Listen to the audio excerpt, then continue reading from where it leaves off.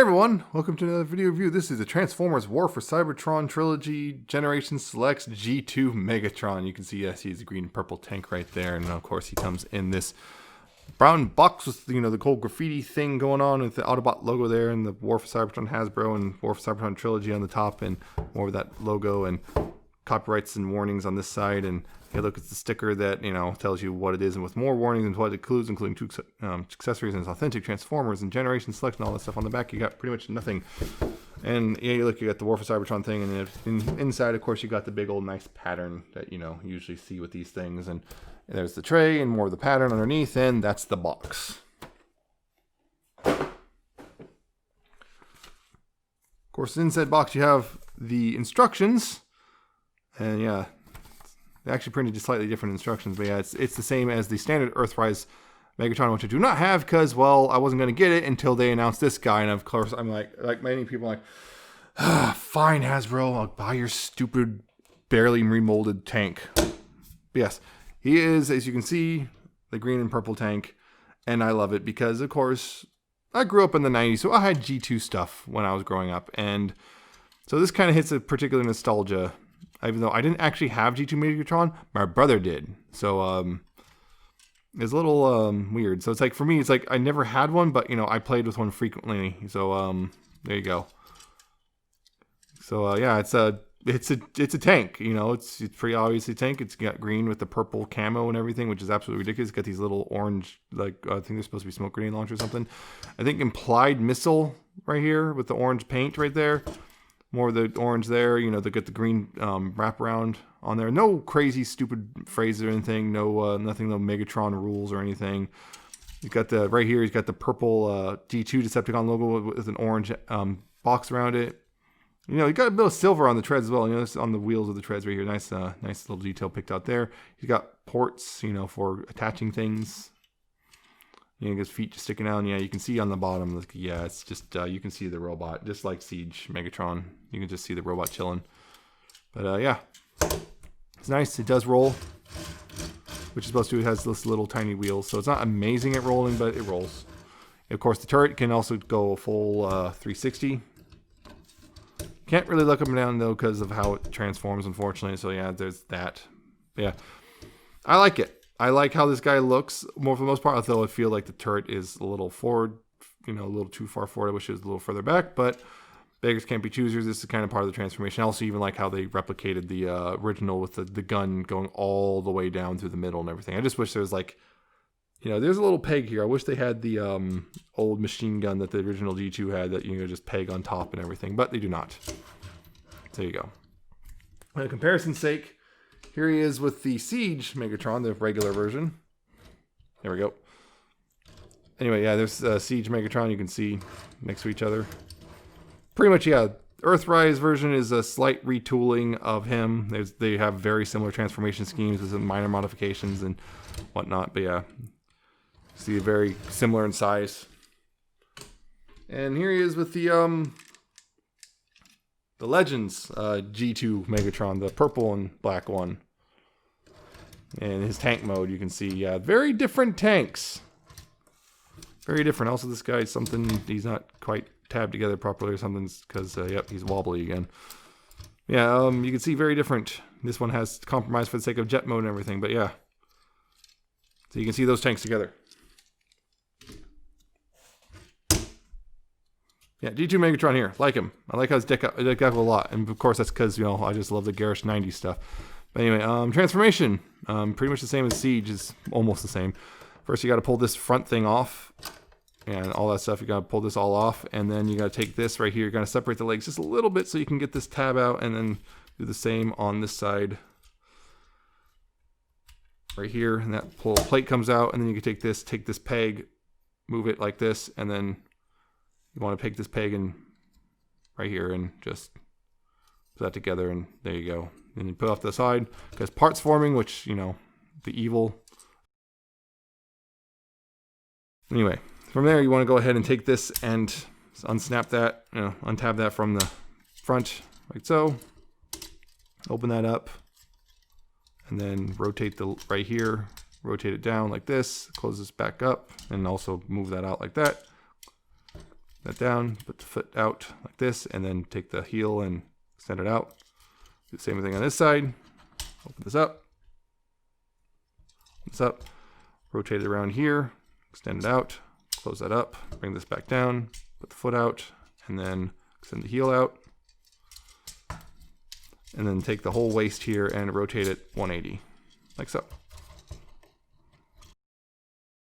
Like that. And up here, what you want to go ahead and take these front treads and separate them from the rest main body like this. You want to move them out.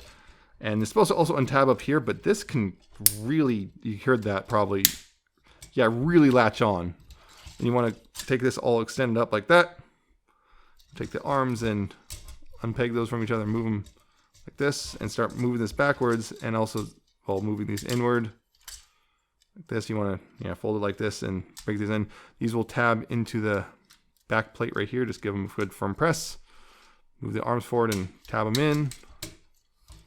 Bring this down and all the way down, and it will tab in on the back like that. Take the hands, they unfold from here. I'll bring this down a bit. The hands, bring this down like that. Take the head and move the platform all the way up like that. And then take the gun and spin it around. And there you go. There is the Generation Select G2 Megatron. Ta-da. Yep, he is very G2. Still that green and purple and a little bit of orange in here. It's not too. Again, I really like this guy, and I wouldn't have picked up this mold because it is essentially the Siege mold, just again slightly modified. So I was like, for me, I was like, there's really no purpose. I don't want another Megatron, really. Not into collecting Megatrons, but they had to announce this one. I'm like, okay, I guess. Yeah, the thing is, yeah, there's some compromises they made, which are kind of weird. And this guy also has in my mind, has a tendency to lean back a bit because the way his heels are just kind of like, once they're clicked into place, they kind of have a tendency to move up just a little bit. So what happens is he can't seem to get a solid standing because he just wants to lean backwards. He does stand, he just has a tendency to lean back a bit, which is, you can see that it's a little annoying. Also, this thing can peg in right here, either as a second gun or as a sword. Yeah, that's the other thing, is this sword is a little, it's kind of like, come on, Hasbro, what is this? The other one transformed. This one just stays there. And it's like, that's kind of, I wish this could separate or something, but it does not. Anyway, I do like his general color scheme. Again, it's lots of green, a little bit of purple all around. There's a little bit of orange here on the kneecaps, a little bit of purple and silver here, orange and silver here. Not really silver, that's more of a gunmetal. And of course, the purple cannon. His head is also, got kind of somewhat of the G2 colors, although mine has got some weird blemishes. Like there's it almost looks like a scar over his eye, which, you know what, it's kind of cool. It kind of goes with that whole G2, or kind of G2 little bit edgy thing that was going on. This eye's also got a weird bit of like, I think the paint was not quite, you can't really see it super well on the camera, but I can see in person the paint was a little, I think, thinly applied. But yeah, he's got a little bit of a scarring right here, but that's okay. Eye scars are cool. Everyone knows that. That's how you know someone's, awesome. Let's know how someone's cool or something. Yeah. I do just generally like that. He also got his purple briefs. Because, yeah. It was the 90s. You had to be there to understand. Only 90s kids remember. Yeah, okay, yeah. He's also still got the little weapon, or the blast effect pegs all over the place. So, you can still use those as you see fit, or just ignore them like I tend to, I noticed. It's kind of like, it's one of those kind of cool idea, but not something I'm using. Because, well, I'm just, not really doing that sort of thing. Yeah, I think the big complaint is, the original G2 Megatron had the big old long shoulder cannon with the firing missiles, and you can't really do that with this guy. There's no real way to do that. Anyway, with either one of these guns. They both can be unpegged. This one just you can actually keep on for the entire transformation, but yeah, you can, leave him like that. He also doesn't come with his little gun that the original came with, and this just came off, which doesn't usually happen. Yeah. There's no real way to, like, peg that on or anything. Or this one, there's a peg hole here, so you can kind of, again, dang it. Yeah, you can kind of do this and then just, untab the back pat and tilt this forward a bit, and that you can kinda do it, but not really. It doesn't really have the same effect. And none of this has the same effect. You can't really, yeah, you can't really do it, which sucks. I said someone did make an adapter, a little slots in right here, and actually they said you can keep it on, and you know, throughout the transformation. That's pretty neat. I might look into that one, because like it's also like a little it's a little missile launcher thing that, you know, tabs in here, and then you just, you know, can plug in one of the guns or something, which is neat. The other thing is this gun right here, really enough, is loose. It's one of those, it's loose here, but if you pull it out a bit, suddenly it's tight. You know, it's suddenly really tight here. So it's definitely something to do with the end of the peg and not the full thing. But yeah, so yeah, you can see it's kind of really easy to just spin it around, which kind of sucks. But yeah, I generally like how this guy looks overall. Again, just for me, it's very much nostalgia. I'm nostalgic for G2. I grew up with G2, so yeah, these sort of things always get to me. Also, the other thing is improvement over Siege, which is this little tabs here, which prevent the head from flying all over the place. It locks into place pretty well, which is nice.